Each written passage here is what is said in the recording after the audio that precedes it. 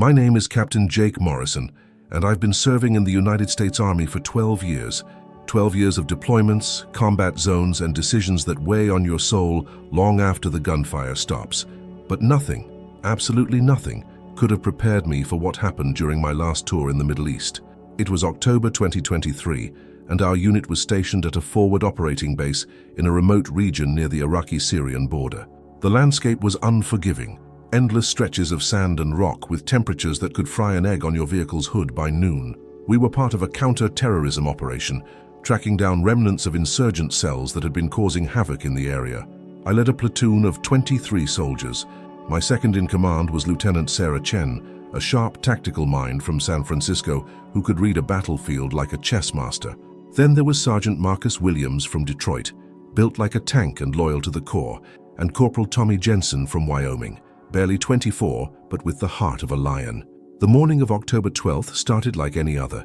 The sun rose blood red over the horizon, casting long shadows across our base. I was in the command tent reviewing intelligence reports when Sarah walked in, her face tight with concern. "Captain, we've got movement," she said, spreading a map across the table. Drones picked up a convoy heading toward the village of Al-Qamar, about 15 clicks northeast. Intel suggests they're transporting weapons and possibly hostages. I studied the map. Al-Qamar was a small farming community caught between warring factions, innocent people trying to live their lives while violence swirled around them like a sandstorm. "How many vehicles?" I asked. 3 technicals, possibly armed with mounted guns. Estimated 12 to 15 fighters. I looked up at my team. These were my people, my responsibility. We'd been through hell together, firefights, rescue missions, and countless nights where sleep was a luxury we couldn't afford.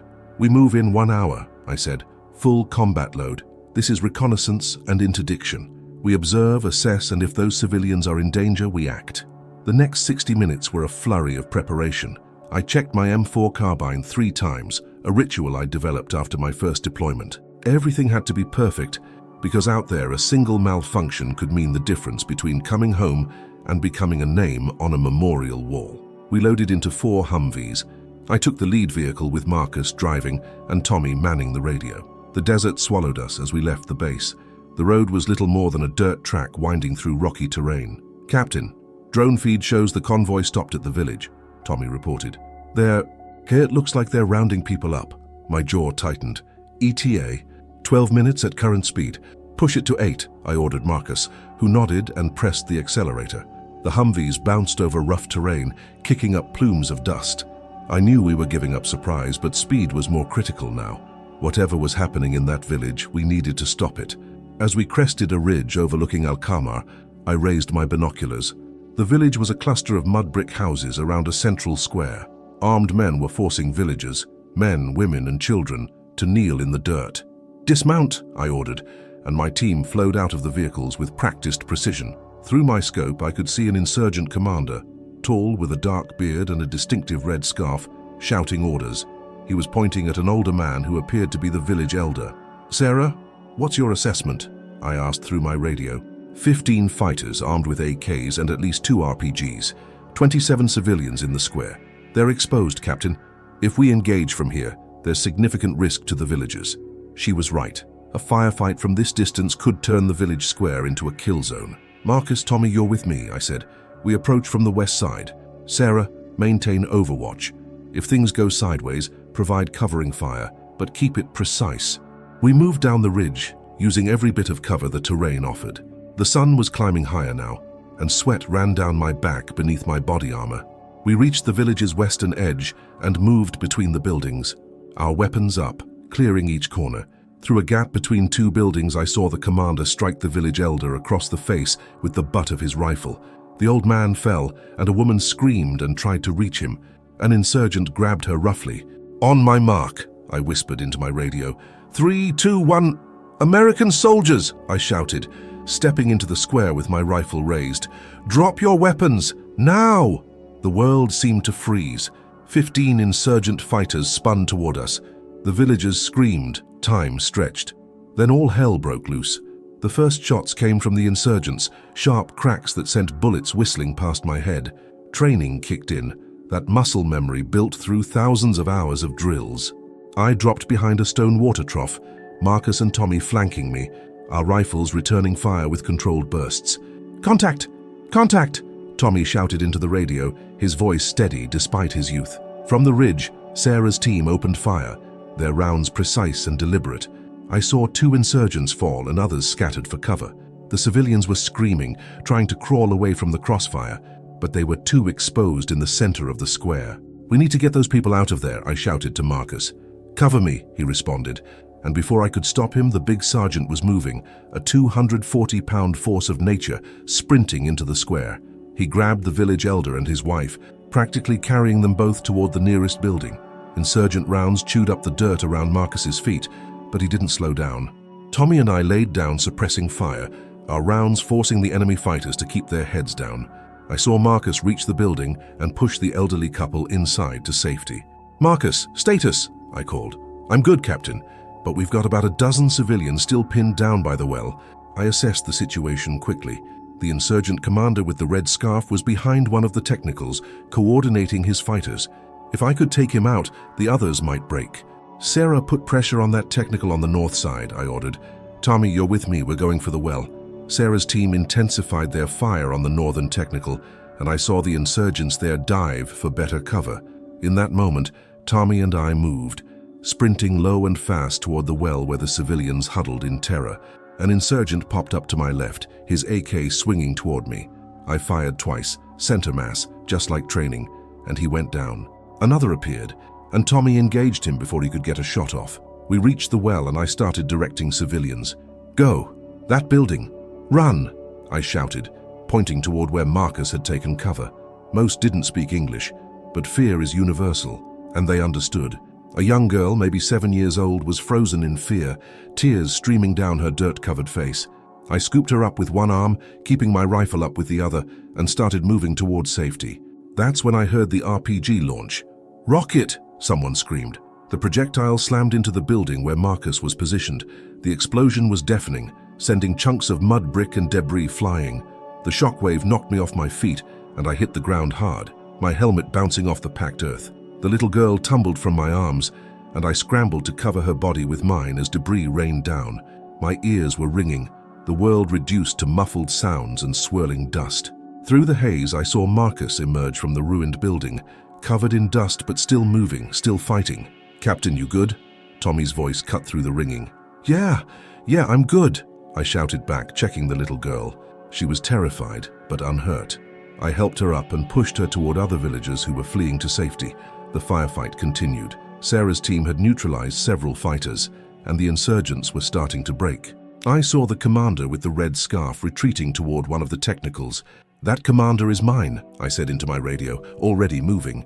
I sprinted toward the technical, my lungs burning, legs pumping. The commander saw me coming and raised his rifle, but I was faster. I fired on the move, 3 rounds that forced him to duck behind the vehicle. I closed the distance, using the other technicals for cover. When I rounded the vehicle, he was there, his rifle coming up. We were 10 feet apart, close enough to see the surprise in his eyes, the determination, the same warrior spirit that drove both of us. We fired simultaneously. I felt the impact, a sledgehammer blow to my chest that knocked me backward. My body armor caught the round, but the force was tremendous. I hit the ground again, gasping for air. Through the haze, I saw the commander stumble and fall. My shots had found their mark. Captain Morrison!" Tommy was there, pulling me to my feet, checking me for wounds. I'm okay," I managed, though my chest felt like I'd been kicked by a horse. "The commander!" "Down, sir. They're retreating. We did it." The firefight was ending. The remaining insurgents were fleeing in their remaining vehicles. Villagers were emerging from cover, some crying, some checking on loved ones. We'd won, but the cost was yet to be determined. "Casualty report," I ordered, still trying to catch my breath. Sarah's voice came through. "No KIA on our side, Captain. Williams has minor lacerations from the explosion. Jensen took a graze on his arm, and you look like you went 10 rounds with a heavyweight, but we're all ambulatory." I looked around the village square. The dust was settling, revealing the aftermath. Bullet holes in walls, debris scattered everywhere, and the bodies of insurgents who'd made their last stand here. But the civilians were alive. "Secure the area," I ordered. "Check the insurgent casualties, gather any intelligence." As my team moved to follow orders, I walked toward where the insurgent commander lay. He was on his back, staring at the sky, his breathing shallow. The red scarf was dark with blood now. I knelt beside him, keeping my rifle ready but not pointed directly at him. His eyes found mine, and for a moment we just looked at each other. Two soldiers, two men who'd ended up on opposite sides of a war neither of us had started. "You fought well," he said in surprisingly good English, his voice weak. "For your people." "So did you," I replied, because it was true. He coughed, blood flecking his lips. "My helmet," he said, gesturing weakly. "In the vehicle, there is something for you to understand." Before I could respond, his eyes went distant and he was gone. I stood slowly, my body aching. Marcus approached, concern on his face. "Captain, you all right?" "Yeah," I said. "Check that technical." He said something about his helmet. Marcus looked puzzled, but moved to the vehicle. He returned moments later, holding a military helmet with some Arabic writing on the side. "There's something inside, sir," Marcus said, reaching in and pulling out a folded piece of paper. I took it, my hands surprisingly steady despite everything. The paper was weathered, the writing in careful English script. It was a letter. I read the first few lines, and my blood ran cold. This wasn't just a letter. It was a confession, an explanation, a bridge between two worlds that were supposed to be irreconcilable enemies. "Get everyone together," I said quietly. "We need to talk about what happens next." That evening, back at base, I sat in my quarters with the helmet on my desk. The letter was spread beside it. I'd read it 3 times, and each time it hit like a punch to the gut. The letter was from the insurgent commander. His name had been Hassan Al-Rashid, and he'd been a captain in the Iraqi Army before the Second War. But this wasn't a military document. It was personal, deeply, painfully personal. To the American soldier who finds this, my name is Hassan Al-Rashid. By the time you read this, I will likely be dead, killed in the fighting that has consumed my country for longer than I care to remember. I write this not as an excuse for my actions, but as an explanation, perhaps even a plea for understanding between men forced to become enemies. I was once like you, a soldier serving his country, believing in a cause, following orders. I had a wife named Layla and 2 children, a son, Omar, who was 10, and a daughter, Fatima, who was 7. We lived in Baghdad, in a small house with a garden where Layla grew roses. She loved roses. On spring evenings, their scent would fill our home, and we would sit together as a family, drinking tea and talking about the future. When your forces came to Baghdad in 2003, I did not fight. I believed, as many did, that perhaps change would bring peace. I was wrong. Not because your soldiers were cruel, many were not, but because war brings chaos, and in chaos, the worst of humanity emerges. It was 2007 when my world ended. A car bomb exploded near a market where my wife was shopping with our children. I was at a checkpoint, trying to maintain order in a city that had none. I heard the explosion from miles away, a sound that still echoes in my dreams. By the time I reached the market, there was nothing left but smoke and blood and screaming. I found Omar first. He was holding his sister, trying to protect her, even in death, Layla. I found her hand, still wearing the ring I had given her on our wedding day. The bomber was not American. He was not even targeting Americans. He was simply another product of the chaos, the sectarian violence, the complete breakdown of everything we once knew. But in my grief, in my rage, I needed someone to blame, and you, the Americans, were there. You had opened Pandora's box, and my family had paid the price. I set the letter down and stood, pacing my small quarters. My chest still ached from where the bullet had hit my armor, but that pain was nothing compared to what I was feeling now. Hassan Al-Rashid hadn't been some faceless enemy. He'd been a father, a husband, a man who'd lost everything. There was a knock on my door. "Come in," I called. Sarah entered, her expression concerned. "Captain, the men are talking. About the letter." Marcus said, "Sit down, Sarah," I interrupted gently. She took the chair across from my desk, her eyes going to the helmet and the letter. "Did you read it?" I asked. "No, sir. Marcus just said it was complicated." "That's one word for it," I said. I picked up the letter again. "The man we killed today, Hassan Al-Rashid, he lost his entire family in a car bombing. Wife, 2 kids. He was Iraqi Army, like us, a soldier trying to do the right thing. And when his family died, he blamed us." Sarah was quiet for a moment. "Sir, I understand that's tragic, but he was still an insurgent. He was still trying to kill us." "Read the rest," I said, handing her the pages. "Please."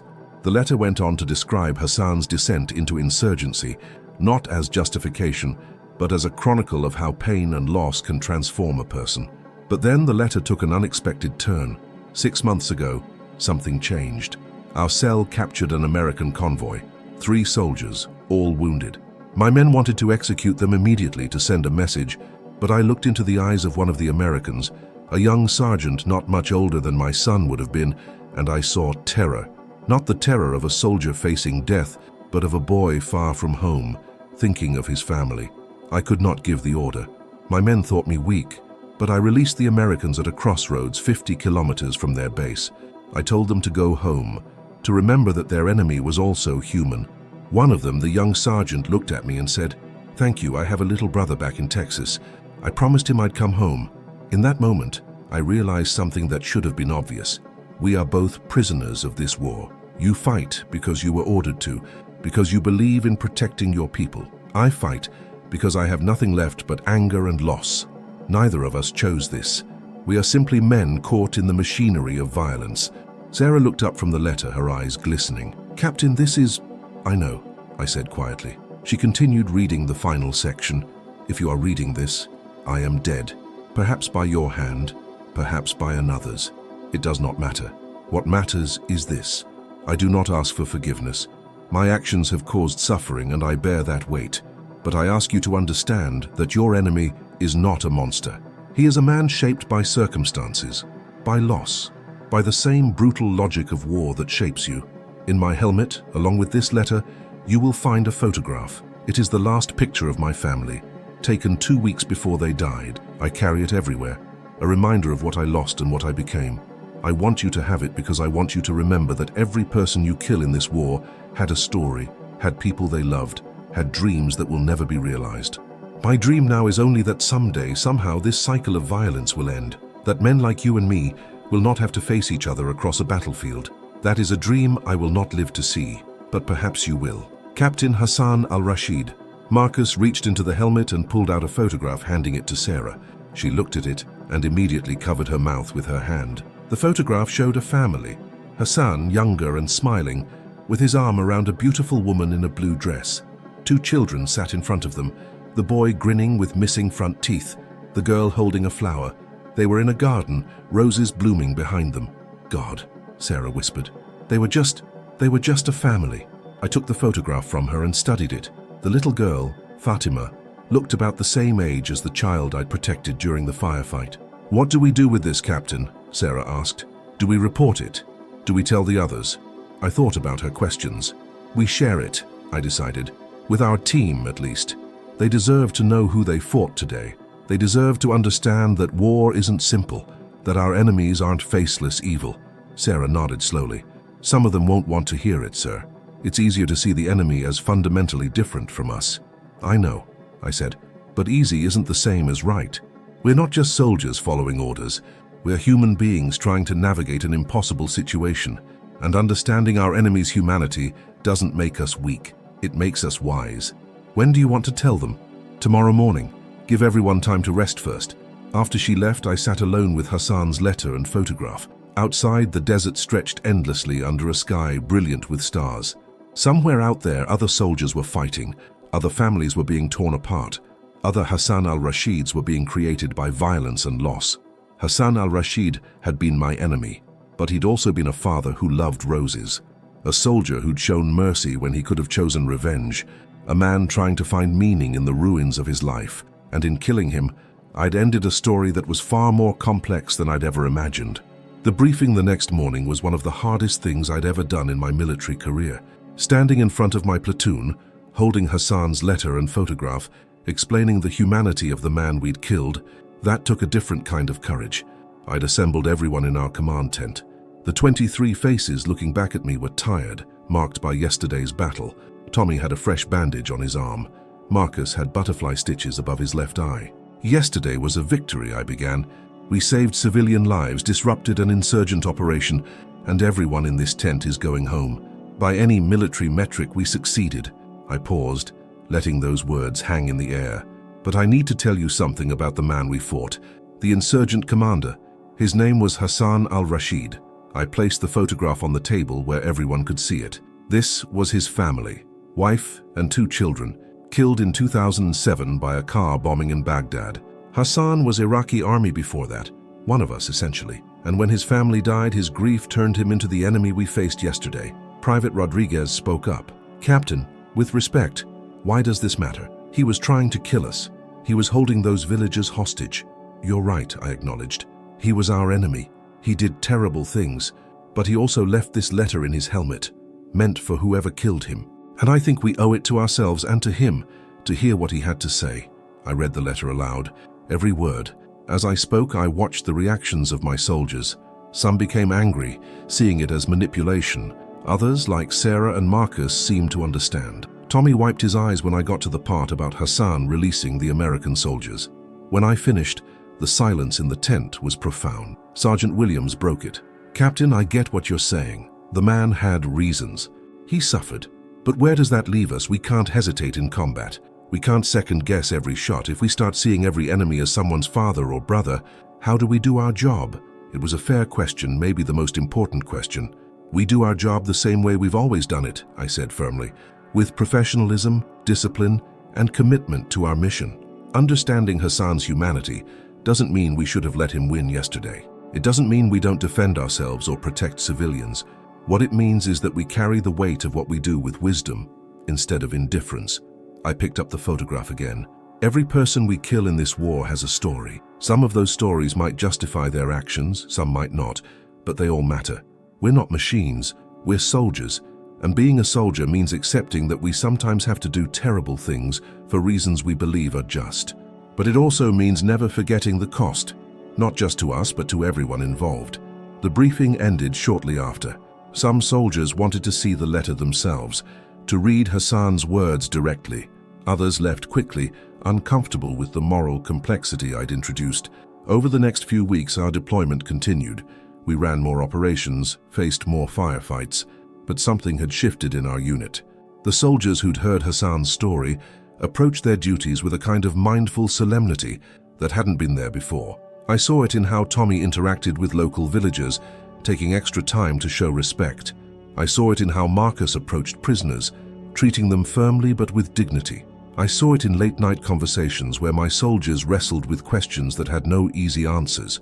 The helmet and letter came with me everywhere. I kept them in my footlocker, but I'd take them out sometimes, reading Hassan's words again, looking at his family's faces. They became a reminder of what was at stake beyond tactics and strategy. 3 months after the firefight at Al-Qamar, we got word that our deployment was ending. The celebration was muted, we were all ready to go home, but 12 years of service had taught me that leaving a war zone doesn't mean the war leaves you. On my last night in Iraq, I sat outside our base watching the stars.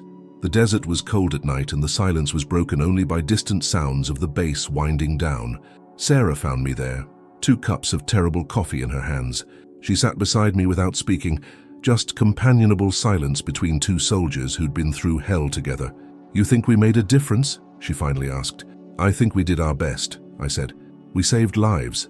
We stopped bad people from doing bad things. But did we solve the fundamental problems that create men like Hassan Al-Rashid? No, that's beyond what soldiers can do." "His letter changed things, though," Sarah said. "For our unit. The guys talk about it, about him. They're thinking differently about what we do. Is that good or bad?" She considered the question. "Both, maybe, but mostly good. We're still effective. We're still professional. But we're also more human. More aware that we're not characters in a simple story about good versus evil." When I finally made it home to my small apartment in Colorado Springs, the first thing I did was create a small shrine on my desk. Hassan's photograph in a simple frame, his letter in a protective sleeve beside it. Not to worship or obsess over, but to remember. Remember that every enemy has a story. Remember that war creates cycles of violence that trap good people on both sides. Remember that understanding your enemy's humanity doesn't make you weak. It makes you wise enough to recognize the true cost of what you've done. 3 months after returning home, I got a call from Tommy. He'd tracked down information about the American sergeant Hassan had released 6 months before that final battle. His name was Jake Sullivan, and he was alive, back in Texas, working as a high school teacher and coach. I reached out to him, and we talked for hours. I told him about Hassan, about the letter, about the photograph. Jake cried when I described the family Hassan had lost. "Do you think he knew?" Jake asked me. "When he released us, do you think he knew that showing mercy wouldn't save him, wouldn't bring his family back, wouldn't change anything?" "Yes," I said, because I believed it was true. "I think he knew, and he did it anyway. That's what makes it meaningful."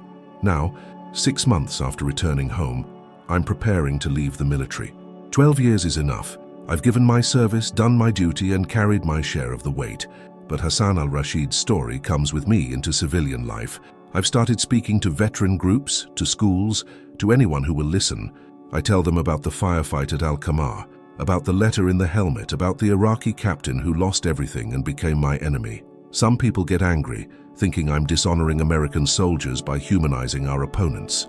Others understand that recognizing the complexity of war doesn't diminish the sacrifice of those who serve. My message is simple. War is real. The threats we face are real. The need for strong, capable soldiers is real. But so is the humanity of everyone involved, our soldiers and the people they fight. Holding both truths simultaneously is hard, uncomfortable, and necessary. Hassan Al-Rashid was my enemy. He would have killed me if given the chance, and I killed him instead. That's the reality of combat. But he was also a father who loved roses, a soldier who showed mercy, a man destroyed by grief who tried to find meaning in violence. I don't have all the answers, but I have Hassan's photograph on my desk, his letter in my files, and his helmet in my closet. They remind me every day that the enemy I killed had a name, a face, a story. They remind me that war is never as simple as we want it to be. When people thank me for my service now, I accept it with gratitude.